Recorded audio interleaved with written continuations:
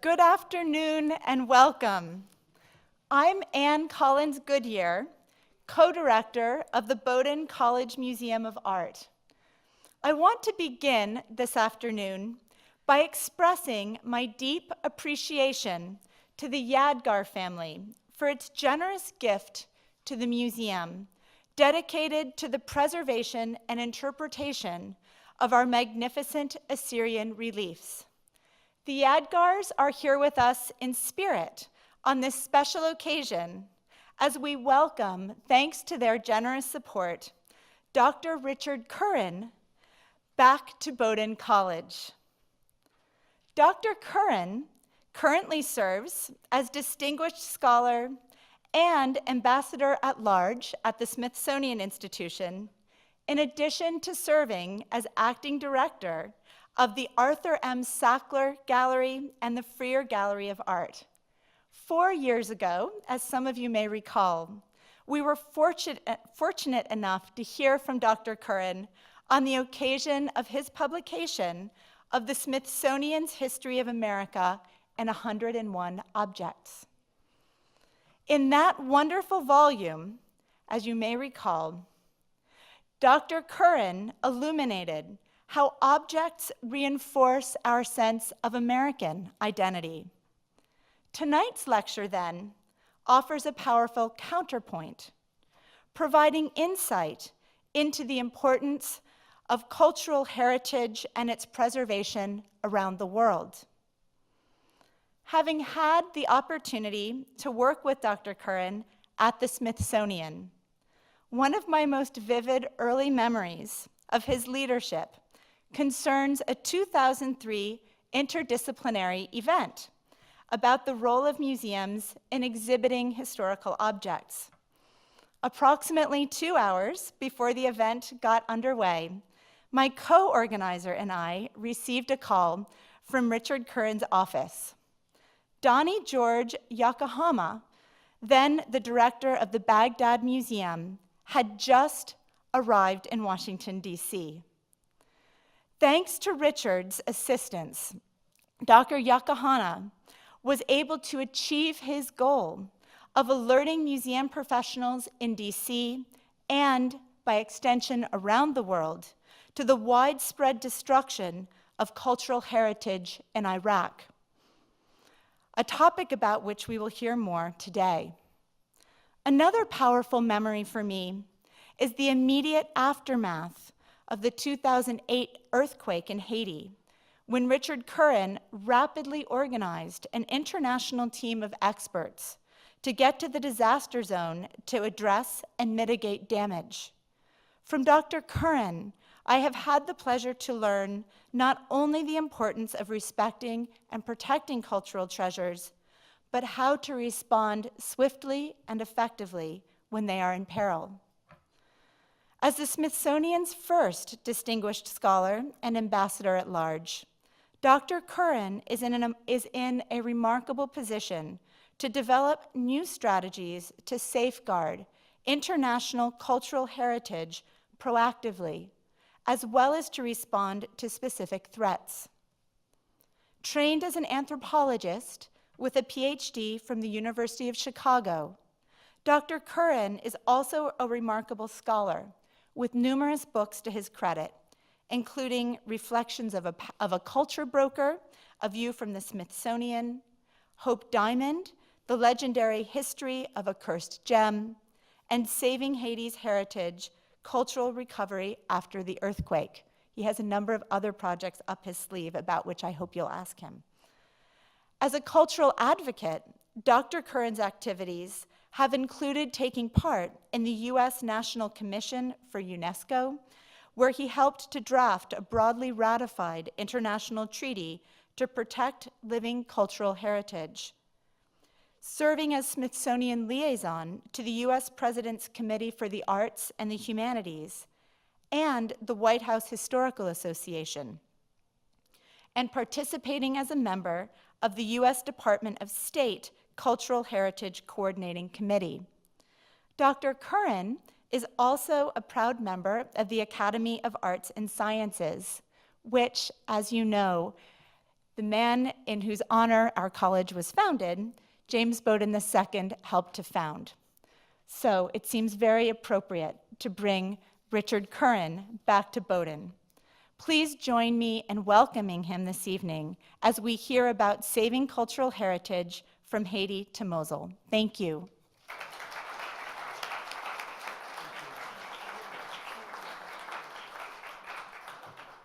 Thank you. It's good. I better talk into here. Whoop. Saving heritage. I better save the microphone here. Well, it's great to be here, and thank you all for attending. I guess we got some snow and storms on the way, and we've been watching that all day as I try to get back to Washington tomorrow, but I felt it was so important to be here for Anne and Frank and others in the museum and the work that's being done here. This place is close to my heart. So Ambassador at Large at the Smithsonian, I've been undersecretary for the last decade at the Smithsonian. I have to deal with Congress and budget and bureaucracy and media and controversy. And so now I have this gig as Ambassador at Large. I'm still waiting for my house, my manservant, and my driver. I wish the taxpayers were more generous about that. But it's enabled me to take on some more important projects at the Smithsonian with a variety of federal and private partners and internationally. So everybody's been to the Smithsonian, right? You know it, I don't have to do anything. That's the Smithsonian on the mall. This is what it looks like behind the scenes at the Smithsonian. Millions of things. Smithsonian has 156 million things in the collection. That's a big Excel spreadsheet.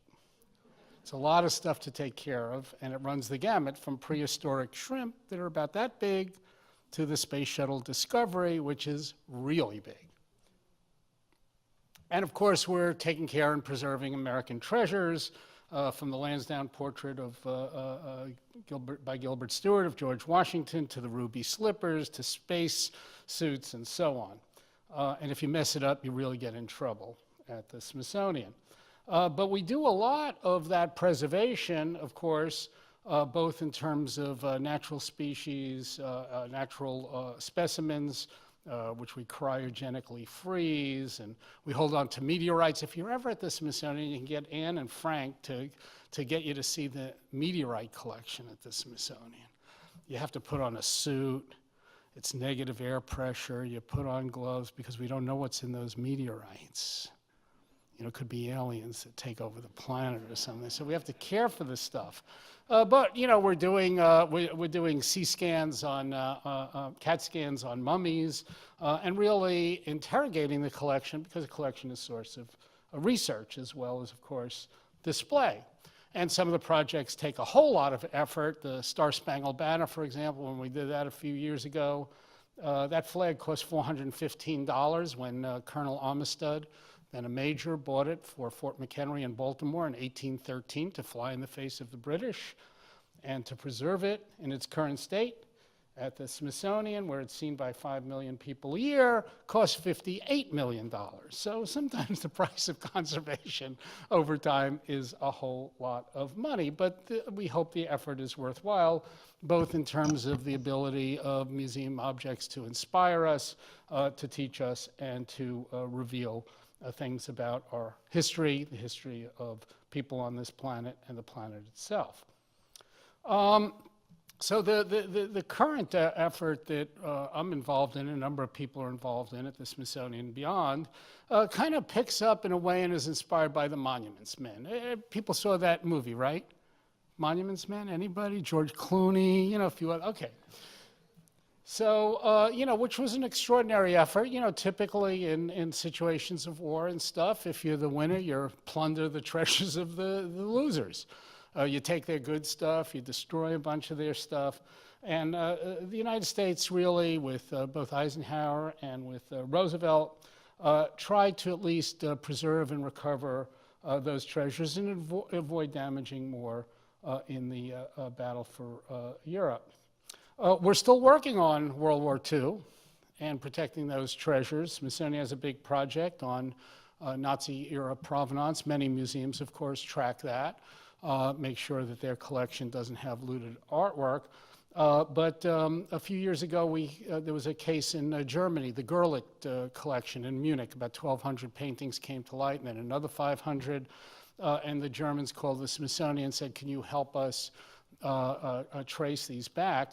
And it was very interesting because one of the great collections the Smithsonian has is something called the Archives of American Art. Came to the Smithsonian a few decades ago, but tremendous art catalogs of sales and exchanges in Europe, as well as in the United States, and of course has helped, been immeasurably important in helping us track down the provenance of some of that artwork. And actually, a few years ago in Congress, you could tell by the leadership of Congress, things have changed a bit, but the Congress decided to give the Congressional Gold Medal to the surviving monuments men and women, and did that, and then those medals came to the Smithsonian. So I got involved after, as Ann said, the looting of the Iraqi Museum in 2003 was really a benchmark. You know, here, if you recall, you know, the United States went into Iraq, invaded Iraq. We told the Iraqi people, you know, Saddam Hussein is evil. We're here to get rid of Saddam Hussein for what he's done, but we really respect you and as a people, as a civilization. And then we proceeded to watch the looting and partial destruction of the museum. And that was, I think, a black eye for the United States. Then in 2004, we had Katrina in New Orleans, and despite, included in the many failures of the United States to respond to the horrors of Katrina and the death toll, the situation of people and their survival and well-being, was really total lack of a plan to deal with their cultural resources. And we were getting calls at the Smithsonian of curators on the roofs of museums and people with archives and collections really saying, can you help us, can you help us? And there really wasn't a way to do that. And so, to me, when the earthquake in Haiti hit in 2010, in January, it was a massive quake. Well, not, you know, not in the big scheme of things. It was, what, about 7.2 or something on the Richter scale. But because Haiti didn't have great construction, it had a tremendous toll. And of course, its epicenter was very near Port-au-Prince, a city of about 3 million people. And so it had a huge, huge impact. Somewhere about 300,000 people were killed. About 1 million people were injured, 2 million homeless. This is a huge, huge toll for a society that's ill-equipped to deal with it materially or in terms of any systems and wealth and so on, and infrastructure. The cultural destruction was pretty amazing and devastating. This is the National Cathedral of Haiti. This is before the earthquake in Port-au-Prince. That's what it looked like after the quake. It was as if somebody had bombed the National Cathedral. This was the Holy Trinity Cathedral, Episcopal Cathedral, actually founded by people from New Haven in 1861. Then burnt down, reconstructed a few times. I think it's the 5th or 6th cathedral that had been constructed on that site. You see those murals, larger than life-size murals, depicting scenes of the Bible, but an Afro-Haitian character. And those were painted in the late 1940s and early 1950s by Haiti's preeminent artists. That's what the cathedral looked before the earthquake. Well, that's what it looked like after. This was the Nader Museum before the earthquake, about 20,000, 22,000 paintings and works of art, the largest museum in Haiti. Tremendous, you know, the art told a tremendous story of Haiti's history, history of cultural expression, the richness of its life. That was after the quake. That's George Nader on the site. The first impulse after Haiti, after the earthquake, of course, everybody was, seeking out survivors and saving people, and a lot of us, I think, saw on television those dramatic attempts. But Haitians themselves, after they got survivors out, started tending to the sick, very quickly people went into the rubble to try to save important cultural materials. It was a heritage. It's an interesting thing. People say, when I was down in Haiti soon after the quake, they said, what are you worried about, all this cultural stuff? Who cares? And if you recall at that time, the first 2 days after the Haitian quake, there was no aid. There was no U.S. Navy. There was no international aid. People couldn't get in. People were just figuring out what happens. And so here you had Haitians in Port-au-Prince. Everybody was afraid to go into the houses because they were afraid they would fall down on them. Couldn't go into buildings. Everybody's on the street of Port-au-Prince. No food, no water, no medicine, no care, no relief. How did people survive? For 2 days, people sang. They sang. They sang anthems. They sang songs. That's what gave them their strength. That's what culture does. That's what, when you're facing the biggest disaster and the hardest times, that's not a time when religion or culture desert you. That's when you need it the most. And we've seen that time and time again in crisis. We've seen it in the Nepalese earthquake. We've seen it in the Middle East. We've seen it in many other situations. So culture, somewhat intangible, hard to pin down, hard to establish its utilitarian value, is nevertheless important for the human spirit so that we can survive and be who we are. And for the Haitians, it was that culture that had given them a historic sense of resilience over 500 years of a lot of oppression, tough times, and everything else. So Haitians understood the value of their own cultural materials as inspiring that. And people rushed in with shovels in their bare hands to try to rescue cultural objects. The other thing that happened right away, immediately in Haiti, was that artists started painting the earthquake. That became part of their experience. How do you process what's happening? How do you process the horror? You see in one of the scenes, there's the National Cathedral in the background. It's actually looking better than it looked in reality, and you see the waters of the port of Haiti turned into blood, given the deaths, the hands reaching out. With Haiti, we had a meeting in Washington, and Washington's a tough place sometimes for a lot of things, maybe more so now. And but even then, in 2010, with this earthquake, there's a woman, Corey Wegner. She's pictured in the dotted line there. Corey Wegner was a curator at the Minneapolis Institute of Art, but she was also in the Army Reserve. She was a major. And in the U.S. invasion of Iraq in 2003, she was called in to help save the Baghdad Museum. And so she was a monuments woman. And she did a great job working with Donnie George and others. She saved the Jewish archive in Iraq. And she called a meeting in Washington. She said, there's been an earthquake in Haiti. What is the cultural community doing out of it? What have we learned from the disaster of the museum in Iraq? What have we learned from Katrina and the failure to do much in New Orleans, where there's such rich cultural material and collections? And so she called a meeting in Washington at the, then it was still the Association of American Museums, now the Alliance. We went around the table. She had all the government agencies, State Department, Defense, the National Endowments, Library of Congress, National Archives. I was invited to the meeting late. And we went around the room, and everybody said, not our responsibility, not our responsibility. There's no government money, there's no thing, there's no nothing, no nothing. Well, I was the last person at the table. I was just so upset.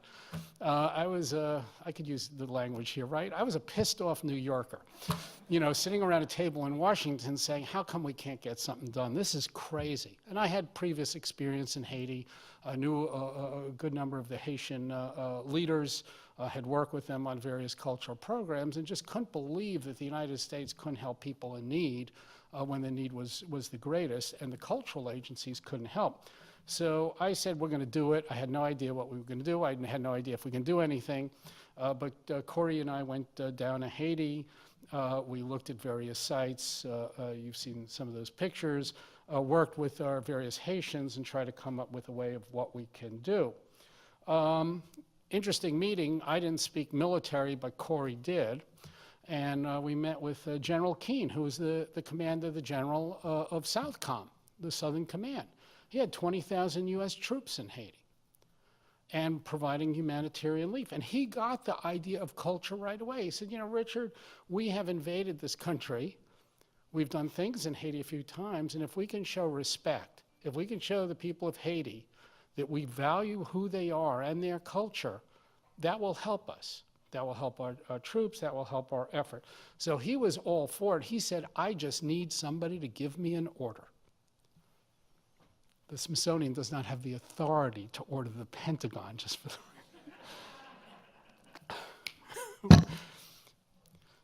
So we met basically with various Haitian officials. We brought more people down from the Smithsonian.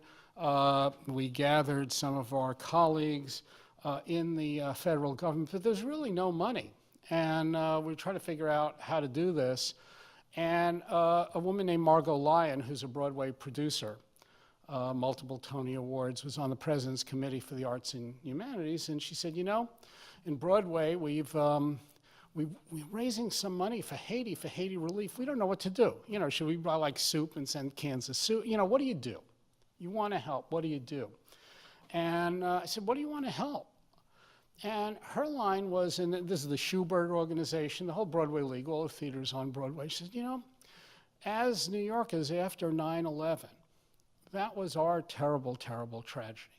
And it was so important to get Broadway up and running again. It showed that we were not dead, that we were back.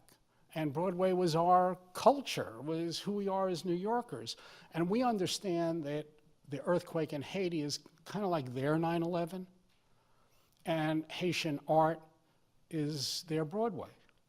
And so they took money from the Broadway League that people had donated. It came out to close to, it was about $284,000. And they said, Richard, how about if we give it to you, not me personally, but to the Smithsonian, and the Smithsonian mounts some effort to help the Haitians.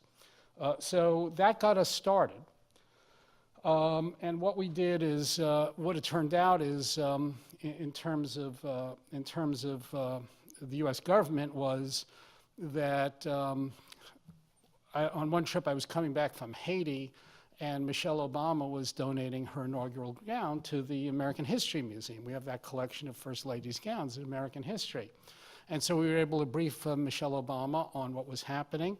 She said, my God, what a great thing to do to help save Haitian culture. Turned out that day the First Lady of Haiti was visiting, and the President of Haiti, René Préval, Elizabeth Préval, were visiting.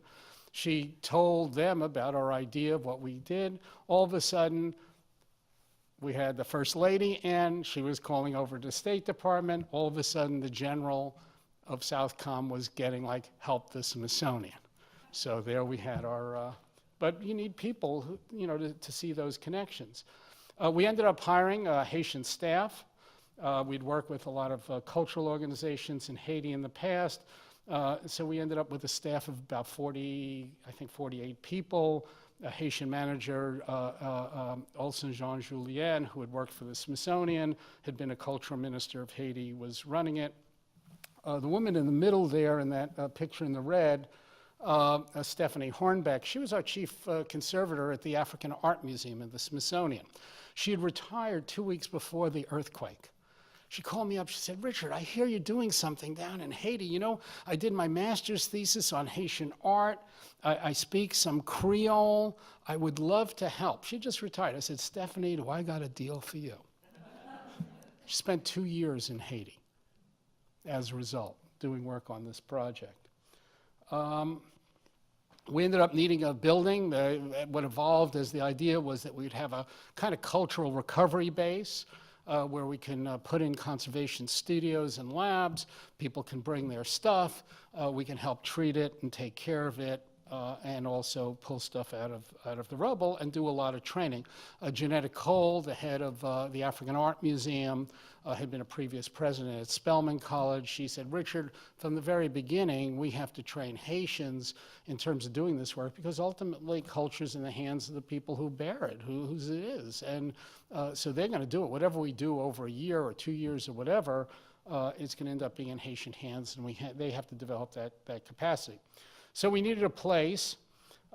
We took this building. This was the UN building. I think it was 150 UN workers were killed at the airbase across the street. This building was deemed sound. We had Navy engineers and Smithsonian engineers take it out. So we took over this building. Rent was a lot. There was no power, so we had to bring in generators. Generators from Canada. We had to bring in sea containers with all sorts of stuff. Put up fencing. At first, we had to carry things in because the shipping was so tight, and air travel shipment was so tight. So carrying supplies. Everybody went to Haiti, carried a few backpacks and stuff that we can bring in. We bought cars and trucks, and we started sending people down. Gail Joyce, who you see in the blue blouse there, was the registrar for the American Indian Museum, but she spoke French. So she started working in developing a registrarial system, because we were starting to take in materials from all these museums, galleries, archives, libraries, and collections in Haiti. And of course, we had to keep track of everything. And again, right from the get-go, a lot of training. We sent down paper conservators from the Smithsonian Library, conservators from the Portrait Gallery, other museums from the Cooper Hewitt in New York, working hand in glove with Haitians every step of the way, and training people. And we found our international partners through, UNESCO, the International Conservation Program in Italy, also an intergovernmental group, and we took on various projects. There are a few big signature projects that we did to point out. This was the Sant Art. This is the place that was really the training center of Haitian artists since the 1950s, and it totally pancaked. It totally collapsed. What we had to do is convince we didn't have like cranes and bulldozers and stuff, but we convinced the Japanese troops. This is a Japanese Corps of Engineers. So Smithsonian folks and our Haitian partners in yellow hats, the UN troops in blue hats, to come in with heavy equipment and start lifting stuff up from the rubble so we could retrieve sculptures, paintings, and so on. We ended up retrieving something like 7,000 paintings at that site, about 900 sculptures. So, and then of course doing inventories, and then got people, the Sant Art is kind of an artist cooperative, so basically organized with Smithsonian conservators, members of the cooperative, to take a hand in treating, conserving, helping conserve the objects, and then training several conservation assistants even more, so they can learn about chemistry, material science, and so on needed for conservation. So you had Haitians working on, one of the genres of Haitian art is that taking old oil drums, cutting them out and making these wonderful scenes. Some are voodoo, some are tree of life, some are more abstract, and basically taking those out of the rubble and getting them back into some shape. And providing clean storage for sculptures and flat storage and paintings, shelving, and so on. And this was the National Archives of Haiti after the earthquake. There's the National Archives. Imagine the Bowdoin College Library looking like this. And this is after. So it was that kind of work to retrieve people's documents, and that documented, as I say, a 500-plus year history. This is a painting by Hippolyte, one of Haiti's foremost painters of the modern era. It was like in about 9 pieces and put back together. This was a painting, a wonderful painting that hung in the National Palace. National Palace of Haiti was destroyed. This painting was pulled out. It was actually in three pieces. This is actually pasted together as one, and then conservator Virginia Dominguez working on it. And to me, the work of conservators is magic, to be able to put that back together. I think the most complex project was this one at the Holy Trinity. Recall those murals, larger than life-size murals. There were 14 of them, only 2.5 survived, and the rest were rubble. And the idea was, can we save? And you see, they're on, in the back cinder block, they were on river rock, very, almost frescoes. And the issue was how to get this off the wall, because the remaining walls of the cathedral were actually leaning. So we had to prop it up with, with scaffolding, so the walls wouldn't fall, and figure out how we're going to get these murals off the wall. And that was no easy task. So I'm a Jewish kid from Queens, and here I'm going to help save these murals at the Episcopal Cathedral in Haiti.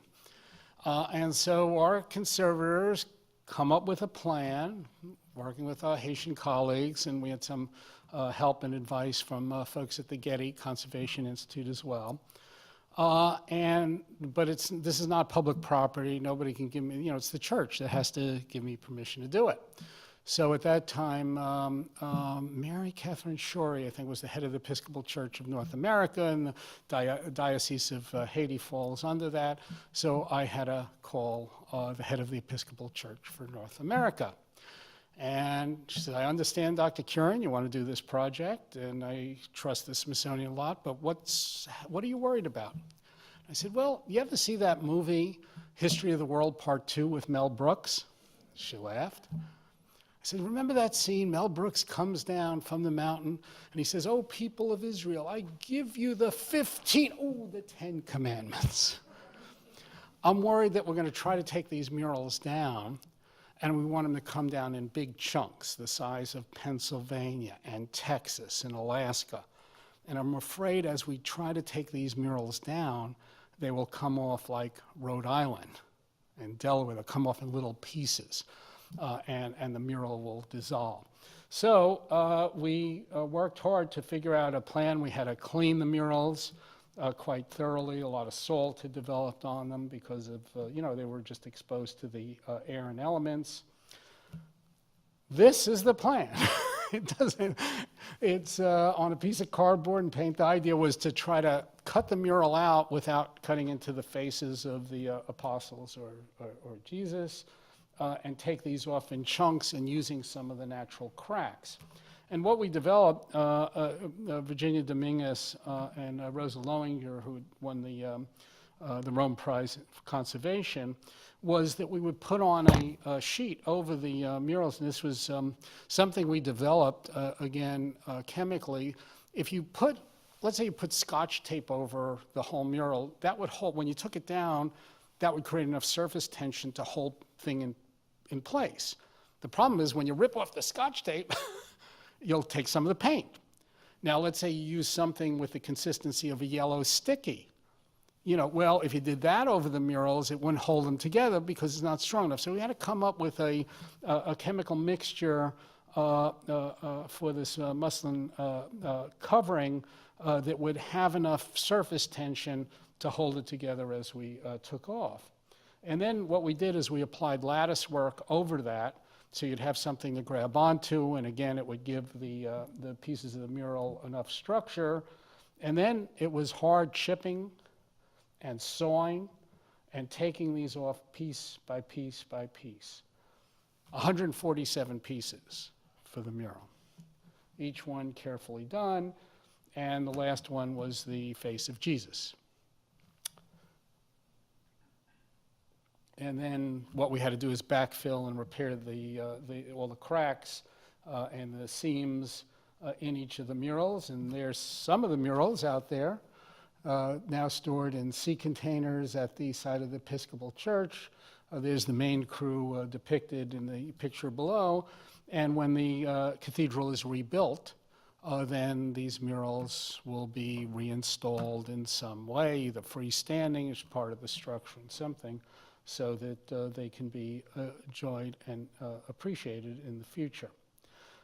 We did a lot with Haiti in publicizing this, doing stories in Smithsonian Magazine, doing things on the web. We did an exhibit at the African Art Museum about the importance and the healing power of art, where children were looking at paintings. One of the things that the First Lady of Haiti had done was given us paintings, hundreds of paintings. After the earthquake, in order to, well, one, schools were down. There was no place to go to school.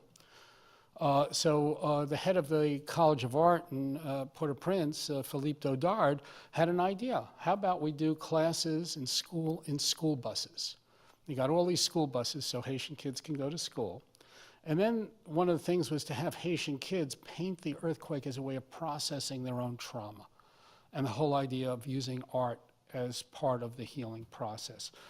So we showed those pictures at the Smithsonian at an exhibit on the mall, and then American school kids from the Washington area would go see it and look at what kids their own age had been drawing and the trauma they went through. And I love that one. It's hard for you to read from where you sit. People would do comment cards. The kids would do comment cards, and one of the kids said, there's a message to her, the Haitian kids, don't worry, help is coming. We did a documentary on Smithsonian Channel documenting the work. We did a book on it. And in the end, after 2 years, we saved 35,000 artworks and artifacts. Now, when Stephanie Hornbeck, the conservator of African art, started the project, remember she had retired, I said, Stephanie, how many objects you work on in a year at African art? She said, about 3 dozen. I said, how about 35,000? So, conservators are used to conservation labs like it's brain surgery, and this was much more like a MASH unit in terms of dealing quickly and with a lot of stuff under pressure. One of the interesting things is Mark Aronson, conservator at Yale, at the Conservation Center there, went down. He did a stint for a few weeks, trained a number of Haitians, worked on a number of things, said, anything I can do to help. And we got this around the country. We ended up sending some of the more advanced Haitian conservators to the Smithsonian and Yale for several years. And one of the things they worked on, I had envisioned okay, so these Haitian conservators are going to go up to Yale and they're going to work on paintings in the collection to learn more about conservation, and they're going to end up working, on British colonialists with wigs. I mean, some disjuncture there in terms of how you think of it, but it turned out that the folks at Yale found paintings that were at the Peabody Museum, and they were paintings of Haitian independence leaders, of presidents and heads of their country, painted in the 1870s, really historic. And I said, where did you get those? That's an amazing collection. I said, well, we looked on the back of them, it says Smithsonian. It looks like you guys had deaccessioned it to Yale in the 1960s. So stuff goes around. But it was wonderful for the Haitians to be able to work on, really these historic Haitian paintings. And they were shown on exhibit at expositions in the United States, it looks like in the 1870s. We still think there may be a link to the 1893 World Exposition in Chicago, where Frederick Douglass spoke in front of paintings. And Frederick Douglass had been the ambassador to Haiti and then was, for the centennial, Haiti's commissioner for the Chicago World's Fair. What we did is we were looking for how do we make this sustainable in Haiti. We were thinking of the government, could it be there? And then the university stepped forward, Tuskegee University, and a guy named Ben Stiller. And Ben Stiller had done, before the earthquake, well before the earthquake, had done educational programs in Haiti. In between, he did a movie called Night at the Museum, Battle of the Smithsonian. but ended up, his foundation ended up donating money to help us build a conservation center.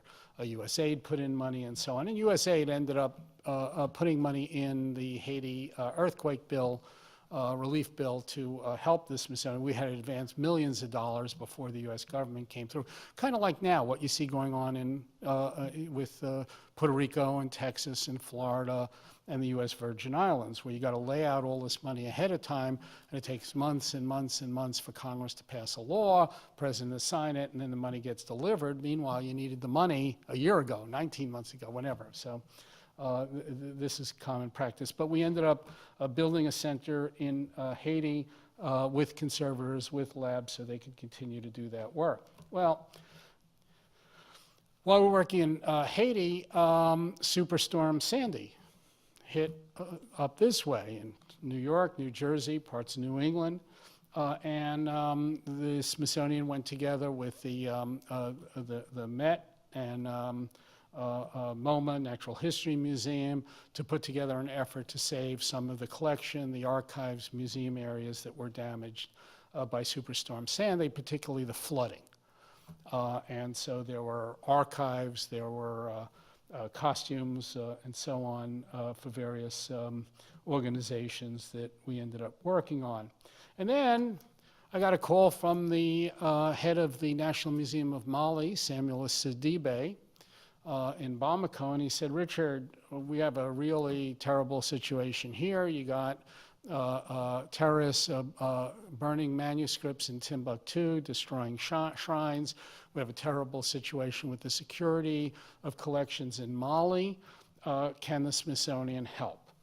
And we had done some work, as others had, Mel and Ford, over the years, in preserving some of those family libraries in Mali. It's amazing. I mean, if you haven't been to Timbuktu and those libraries, it's like those volumes are like children of the family or grandchildren of the family. People take care of them, volume by volume. Most of it's done by individual families.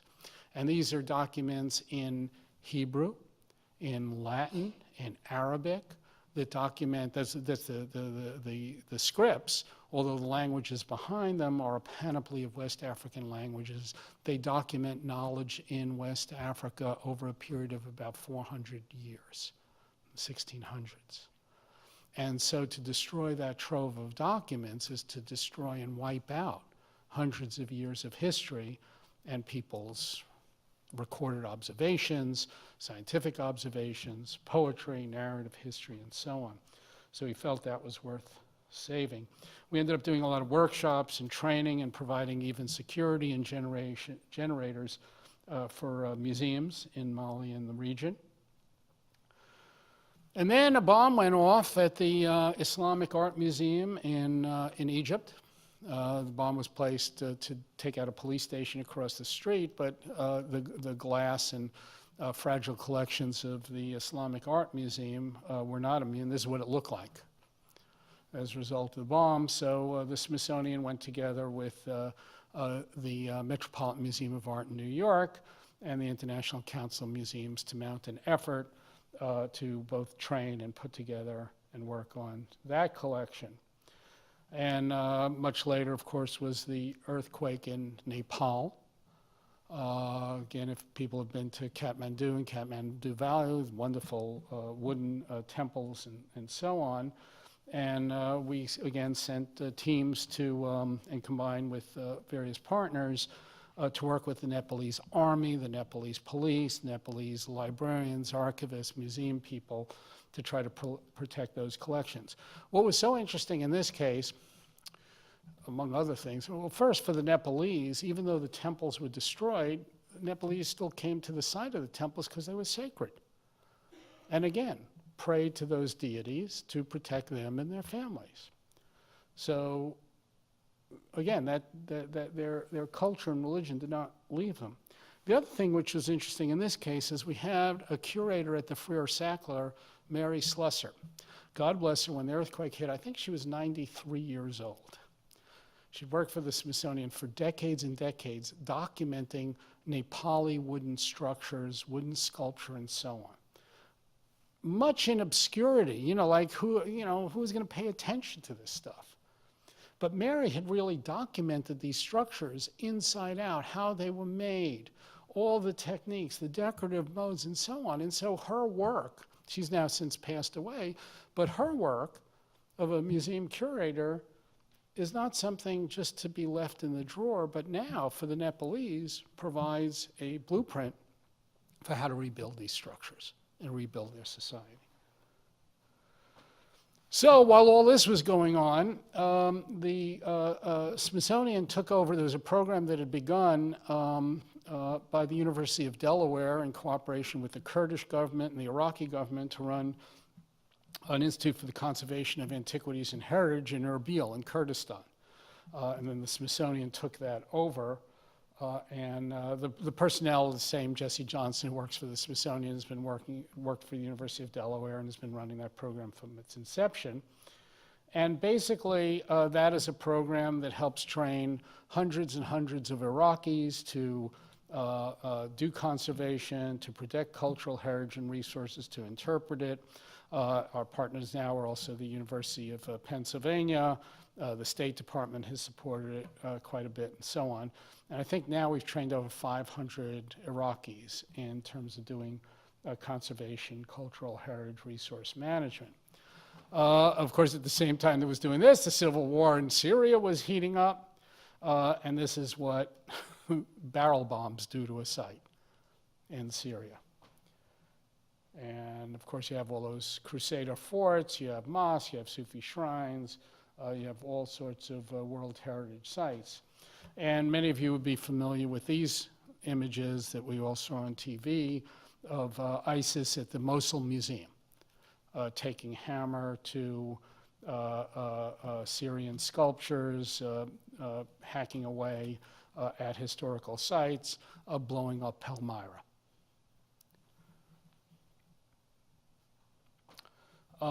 It's not that local people didn't want to stop that.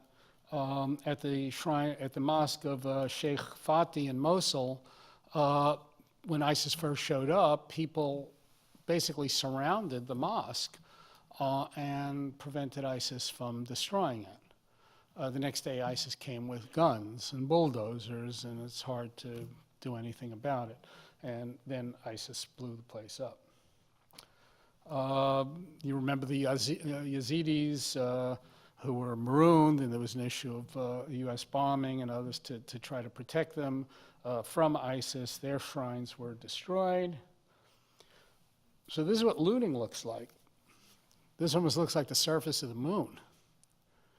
So I had thought traditionally maybe, if you remember like Indiana Jones, the Indiana Jones movie, so you think of looting, right? You think of like 5 guys going out in the middle of the night, with like a pick and a shovel, right? Let's dig here, maybe we'll find a bow, maybe we'll find an amulet, we'll find a bracelet, we'll dig it up and we'll go to the bazaar, we'll sell it for some bucks, and that's looting. That is not how ISIS organized looting. This is how ISIS organized looting. ISIS had a ministry of looting, a whole bureaucracy of looting. These are looting permits. So you would actually do an RFP, like a request for proposal for a contract. And basically the going rate was that you would pay 20% of the value of what you got to ISIS as a tax for looting. You would also get a summons. So if I got the contract to loot this site, and Ann Goodyear kind of brought her crew out there, she would get a summons. She would get fined for looting on my site. So this was all organized to try to maximize, the looting of movable property to sell in Turkey and Jordan, other places, to make money for ISIS. And of course, what was too big to move and iconographic would be destroyed. In some cases, ISIS would know we were watching sites and destroy them. These are items that came out of the Palmyra Museum that were out on the market. These were Syrian artifacts from the Dead Cities World Heritage Site. These were seized in Lebanon. These were all ISIS-controlled areas for looting. And so the museum community, the International Council of Museums, along with Interpol, various law enforcement, Smithsonian, many museums, British Museum, Louvre, and others, get together and work on these emergency red lists. And these are to alert customs officials and law enforcement about looted objects where you may have, one, they're looted, they're illegally taken, they're moved in traffic, and the idea is so they can be paid for by collectors, and the money, of course, is going back. What the Smithsonian began with the State Department a few years back is a program to train Homeland Security inspectors and customs agents and CPB folks to recognize looted objects.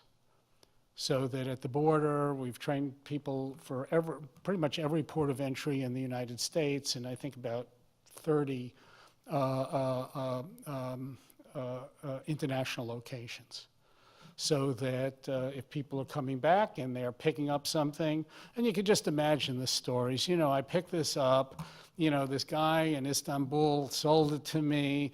It was a refugee from Iraq. He had nothing on his back. This is an old artifact in his family. His kids need something to eat. He sold it to me. I bought it for $200. And these things are, we basically teach Homeland Security inspectors and customs agents to recognize fakes and also to recognize the real thing. So the workshops at the Smithsonian working with that. It's also training in Syria, training Free Syrian groups. Most of this is done in southern Turkey, given the whole issue of Syria. And you see Salam al-Kuntar, the former archaeologist, deputy director with Syrian Antiquities, who took refuge in the United States, doing a workshop. This workshop was in southern Turkey. She's with this guy from the American Indian Museum. Why is a guy from the American Indian Museum in southern Turkey helping train Syrians to practice this stuff? Well, this is one of our specialists at the Smithsonian. He's great at packing things. He knows how to pack things so they don't break. And so what he was working on and figuring out was you had these mosaics at the Mara Museum, and we had both Roman and Byzantine mosaics, and you could see you can't move them.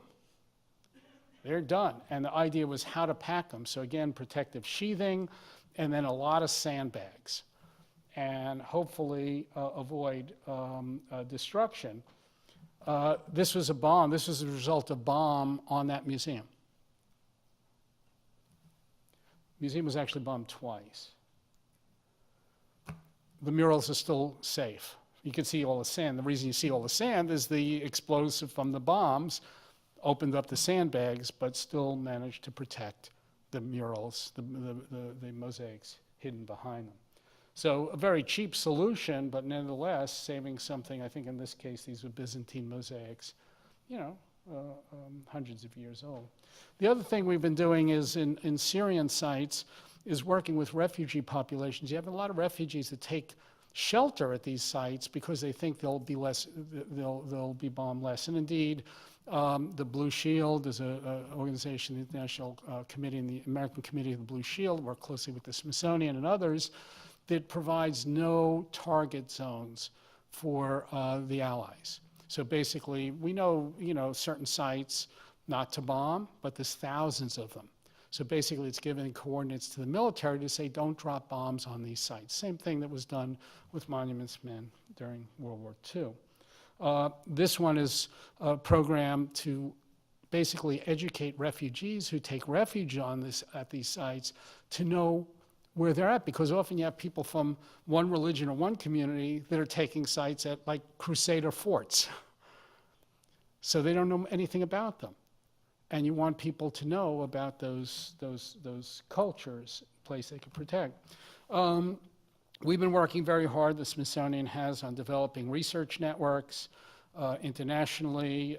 Yale has been a great partner, the University of Pennsylvania, universities around the world, trying to get more and trying to understand more from a research perspective about the nature of cultural destruction, mitigation, what works, what doesn't work, how to work with local populations, what technical techniques, and so on. Smithsonian with University of Pennsylvania and the American Association for the Advancement of Science had a National Science Foundation grant for several years, and the idea was to monitor by satellite what ISIS was doing every day.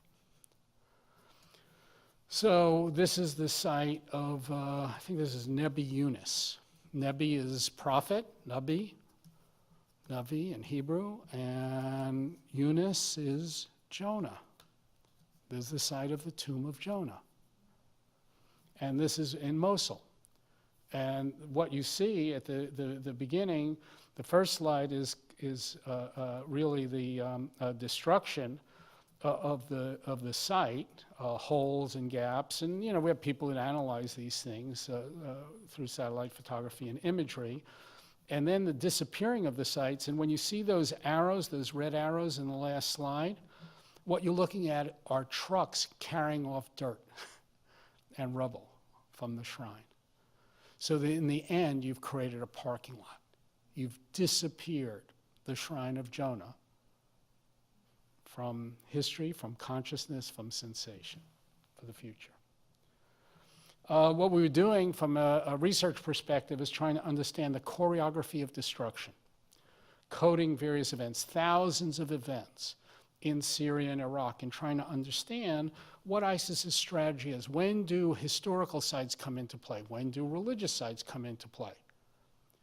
When is archaeology important? When are Muslim sites being attacked, Sufi sites being attacked, and so on? What's the order? Do you see roads being built and embankments? Do you see defensive positions being built? How does it work? That is, it's not just irrational. It's not just somebody getting up one day and saying, oh, I'm going to destroy over there instead of over there. But it was part of a strategy. So we were trying to understand that so we can figure out what was next, what interventions, what we may do on the ground to help thwart that. UNESCO and various international forums did a lot of discussion about what to do, and I think the difficult one, Irina Bukova, the head of UNESCO, is a great spokesperson for this, calling it, cultural genocide, cultural cleansing, and so on. UNESCO didn't have much money to do anything about it, and it's still a tough issue about how you really prevent it. And we try to work at forums like Davos and others, doing articles and trying to convince policymakers, even talking to military commanders about what we might do to stop things, and building awareness through exhibitions, through articles and documentaries and so on. We still do a lot of on-the-ground training. This is our monuments woman, Corey Wegner at the Met, training, I think, civilian affairs officers from Fort Dix that were about to be deployed to the Middle East, what to recognize, what to look for. We've done training a lot of training at the Smithsonian. We joined up, I think last year or the year before, with military from Fort Belvoir and DC Fire, and got conservators working with military people and first responders to figure out how do you do exercise. In fact, we had an exercise. We evacuated a foam museum on the mall at the Smithsonian. Said, how do you handle this? What do you do first? Go upstairs, go to the museum here. If you had an emergency, what would you do? How do you do it? Because a lot of people are facing that, either by natural disaster or conflict situations.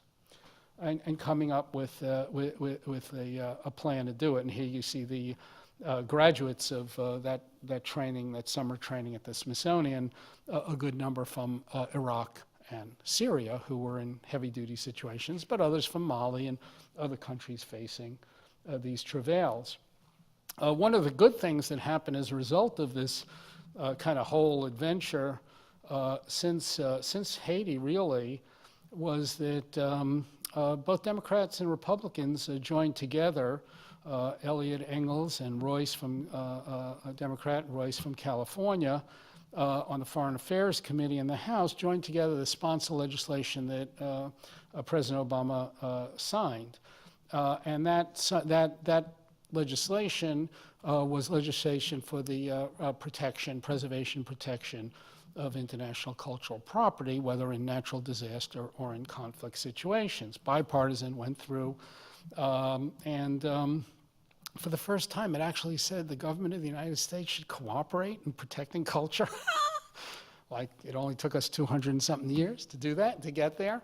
But it also said that there's a lot of organizations, NGOs, non-governmental organizations that are doing this all over the place.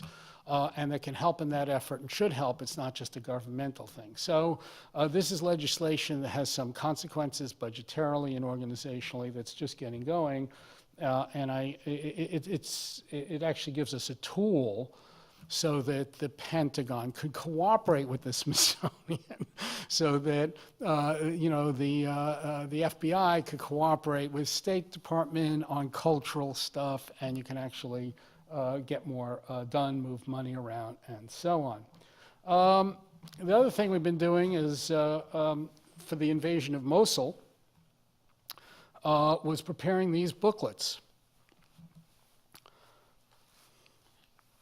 The idea was to do this booklet. There it is.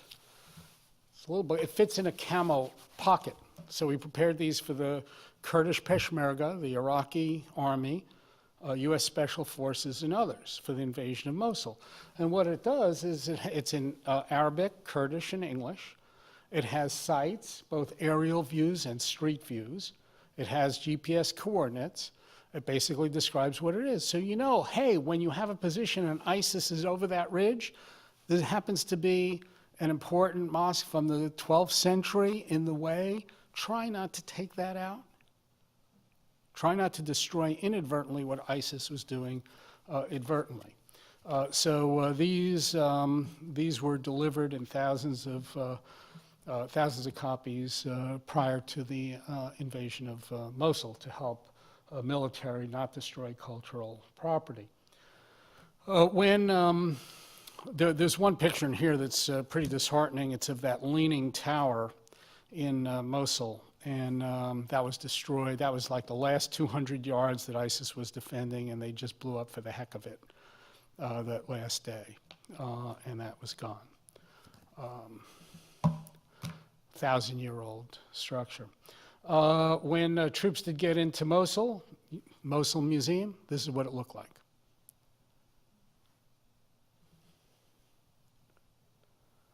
Underneath Nebi Yunus, the shrine of Jonah, troops actually found reliefs. This was the destruction at Nimrud. This is the place where the reliefs in the Bowdoin Museum hail from. Again, ISIS blowing up a good part of Nimrud before it abandoned. And so when we look at Nimrud these days, you look at the items here, the 5 big reliefs, and then the head of the Assyrian king donated by, who's it, E.P. Warren. And you realize that the stuff that was left behind is largely destroyed or in pieces. And so on one hand, you say, well, you know, why does this stuff come from another country and it was taken, through British excavation and sent out of the country. On the other hand, it's like, well, it survived, and if it would left back in Nimrud, those very pieces that you see upstairs would not be whole, they'd be rubble. Also at Nimrud, very much like the sculptures, the sculptures here. Again, this was some of our people first on the site after the troops took over Nimrud. You see that relief. So that's what the reliefs here would look like. Now our task is to pick up that rubble and put it back together. Then we did, then after Mosul fell, there was the invasion of Raqqa. Again, booklet, try not to destroy more of what ISIS was destroying. The other thing through this also, I think that, the positive developments are now there's been a lot of conservators and a lot of folks trained in emergency response, working in some of these situations, whether it be Timbuktu in Mali or Haiti. Haiti, I think we had 160 people deployed. 70 or 80 from the Smithsonian, 70 or 80 from museums across the country and around the world. In Iraq, I mean, scores and scores of folks. And so you've had a lot of training of conservators. You have a law in the US that allows for better cooperation. You have a sense that, culture is important, military gets it. The issue is money. And how do you do money? How do you get the money that'll make it happen? And there was, in 2016, there was an international meeting that Francois Hollande called with the leaders of the United Arab Emirates. Recall they were working on opening the Louvre Abu Dhabi. And so using that occasion to get world leaders together to see whether indeed we can create a fund that would help deal with culture under threat in these situations. And indeed in March 2017 in Paris, Hollande announced that France was giving $30 million. The UAE announced they were giving 15, the Saudis 20. The Americans made no such announcement. Other governments came through, some private individuals came through, and we put together a fund at that time pledged of $76 million to help do this work. And created an international foundation called the Olive Foundation, small board located in Geneva, but the idea is to go out and have the funds, just like the Red Cross have. What I think about this, I think like doctors, Doctors Without Borders, right? You have an Ebola crisis somewhere. You got people with their knapsacks and duffel bags ready to go. You got medicines pre-positioned. You got some medicine, and you're out in the field in tents pretty quickly to help treat people. And the same thing for culture. This is Culture Without Borders, but you need some money to do something. So right now we've been planning and organizing for Nimrud and Mosul to try to put stuff back together, to restore the museum, get the artifacts that have been squirreled away back in, make sure the building is tight, find all those pieces of rubble that ISIS blew up, put it back together again. And so we're working out of Erbil with that crew of about 500 people that we've worked with. And to me, that's something that's given people hope. This is not just about stone.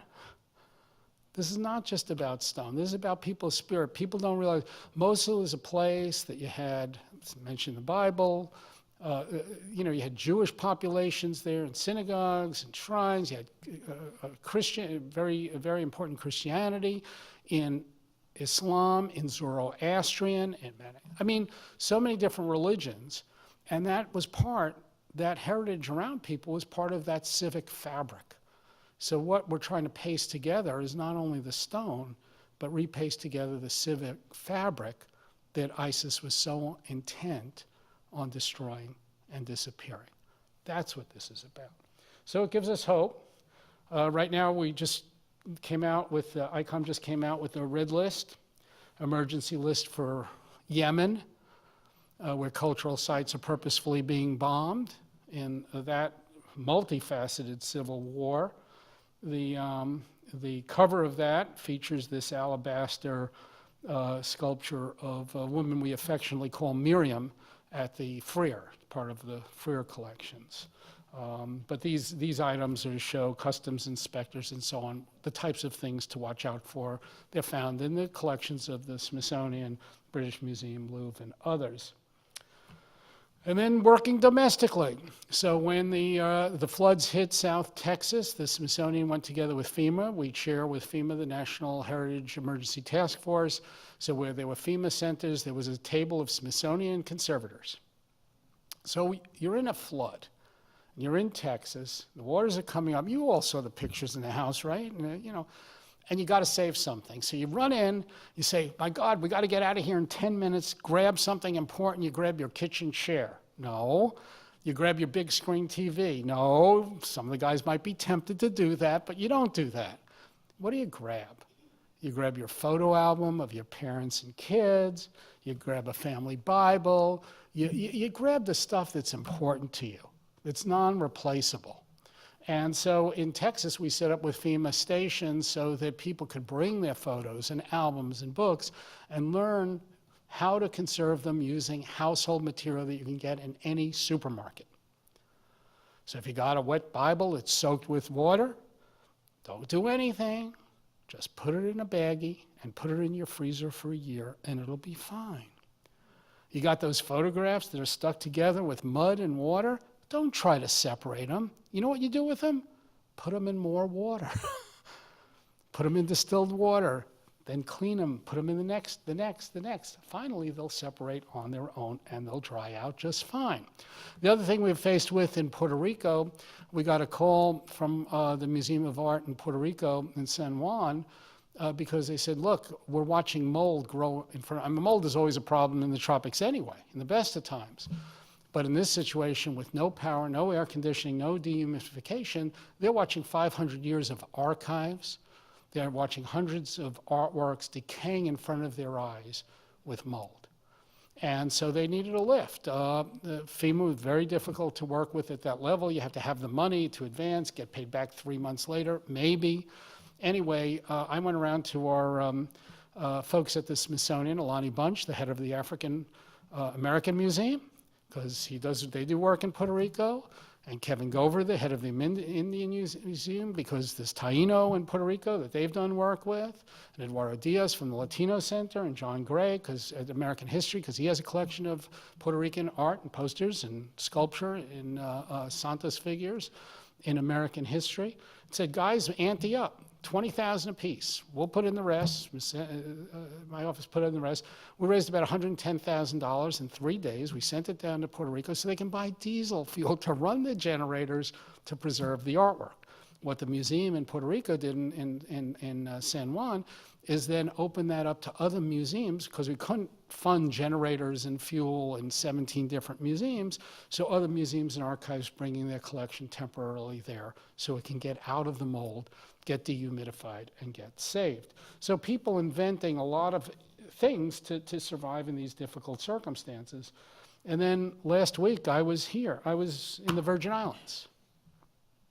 And they get very little attention, don't have a big population, but they're Americans and they got hit hard. The picture on your left is the Performing Arts Center at the university. It used to have a roof. Gone. The other is a Moravian church dating from the early 1700s, built upon over and over again from Coral Bay on St. John. There used to be a window there near the pulpit, and there used to be a roof where you see that blue sky. And so now our work is helping people in the Virgin Islands recover their culture. So that's what we're doing. We're developing at the Smithsonian Cultural Heritage Response Center to save cultural heritage in crisis, to get the money, to enhance the skills, to build the cooperative ties so we can help people save their culture during their harshest times. Thank you.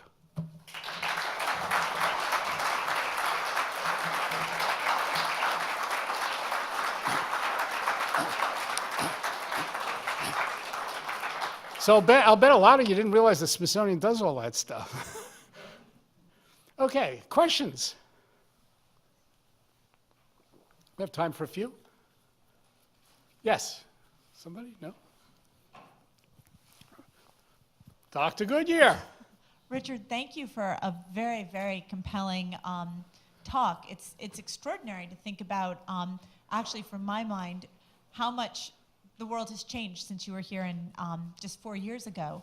But I'm also interested to hear, in addition to thinking about the myriad things that the Smithsonian is doing to offer protection for imperiled collections, whether or not this activism on the part of the Smithsonian has changed the way in which the institution itself thinks about how it is building its own collections today. And you alluded to that a little bit, I think, when you pointed out that one of the areas damaged by ISIS is that from which the Bowdoin College Museum of Art reliefs come. So I was just interested, is that changing the way in which the Smithsonian thinks about how to protect cultural heritage by bringing it to Washington and including it in its own collections? Yeah, it's been a very interesting debate because I'd say the biggest thing in the museum world, for me anyway, is, and it's something I think that's happened, even beyond this, is the role museums can play outside their walls, not only inside their walls. We think of museums and we want to make them beautiful, and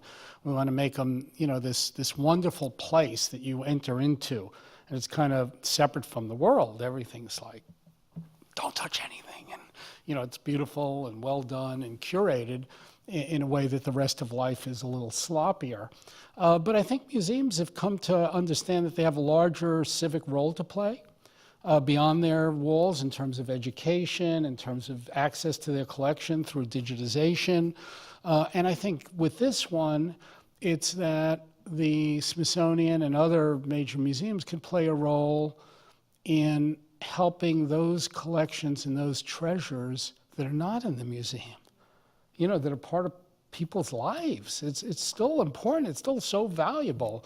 And we get that. We get that when we go to Venice, or we get that when we go to Machu Picchu or the Taj Mahal or other places. So I think there's a role that museums have seen beyond their walls that's good and positive. In terms of collections, there was a great debate over whether to try to get stuff out of Iraq and get it away from ISIS. And the worry was one of the things that museums face is a kind of neo-colonial heritage. The Greeks, they would love the British Museum to give them back the Elgin marbles. Now, the British got it because they said, the Turks who were in charge of Greece didn't care about them, so we're taking to protect them. Well, now you have an independent Greece. They built a whole museum, and still the museum doesn't want to give it back because they're worried about a slippery slope of a lot of their collections.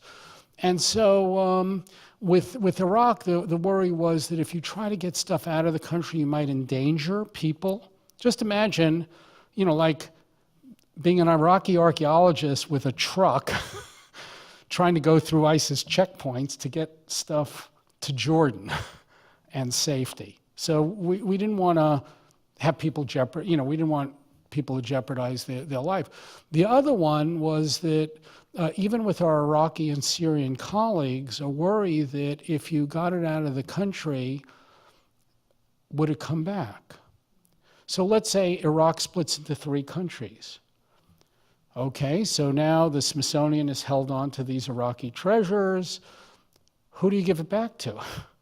Well, we can't really decide. Maybe they'll forget about it, and all of a sudden it ends up in our collection. So there was a lot. There's a lot of work. So I think right now most of the people who are involved in this in the international community feel there should be safe havens, but those safe havens should be close to home. They should be in another region of the country that's not threatened, or they should be close to the border where there's really a setup so they would go back. That's the worry. The Association of American Art Directors museums have ratified a position that basically says if you get stuff from one of these collections, you cannot accession it to your permanent collection. It has to go back. And right now we're holding things that should go back as well. But it's a toughie, and I'm glad you have these, those reliefs here because those are pretty unique, when it comes down to it. Yep, in the back. Because of the vast number of significant buildings that have been destroyed or significantly damaged, is there any thinking that some of them should be left as ruins to remind people of what happened? It took 50 years, 60 years for the Germans to rebuild the cathedral at Dresden. Mm-hmm. And they had a lot of resources. Most of these countries are the opposite. Right. Yeah, it's a good point. That's been a discussion like with the Bamiyan Buddhas in, Afghanistan. Do you really want to do that? Or is it a new kind of monument? a monument to incivility, inhumanity, and others. And I think, just by virtue of whether by design or whether by the lack of resources, that will certainly happen. A lot of places will not be rebuilt. But the rebuilding can also occasion a lot of civic pride. It has an upside too. If you look at Mali in Timbuktu, people in Timbuktu have rebuilt a lot of those destroyed shrines. Now, it doesn't cost a lot of money. I mean, the material is kind of it's like adobe. I mean, it's local resources.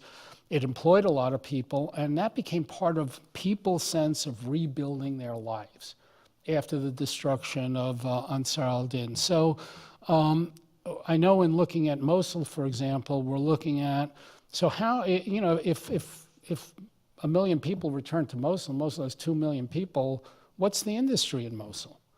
Nobody's going to build a steel factory there. What are we going to do? What's going to generate the economics of Mosul? And so a lot of the history, a lot of the cultural sites can do that. And they do even in conflict situations. You look at Jerusalem and tourism to Jerusalem in light of the Israeli-Palestinian conflict, but people still go. It injects a lot of money into the economy, and cab drivers and restaurateurs and hotel people, all sorts of people. It filters through the economy. And so one of the thoughts in Mosul is nobody's going to come up with the money to rebuild it all by any means, but rebuilding some of it will help with an internal tourist trade and eventually an international one. And that will help drive jobs for local people. So, it's part of economic development and civic development. Oh, I certainly agree that a lot of it should be rebuilt as much as the resources could allow. They're cultural icons. But it'd be interesting to learn more about the discussions. It's a triage. Mm-hmm. Which can you rebuild and which can you not? Absolutely, absolutely. And right now we're going through that with the Mosul Museum. The Mosul Museum, we're worried about the structure. So if you can't use that structure, and then the collections, a lot of the collections ended up in Baghdad. And sometimes you get these things that then become part of politics. Obviously, issues in Iraq between the Kurds and the Iraqi central government in terms of control of things and control of sites. Even with Nimrud, the site from which the reliefs here come, you have the local government, you have the area government, the regional government, you have the national government. Who's in charge? And we're in the midst of a lot of talking there to try to figure out how to do it and how to marshal those resources. So, regular day politics doesn't disappear just because you've been through a hellish situation. And whenever you're trying to put resources into a situation, you can imagine this competition over that. Who controls it? It's complicated.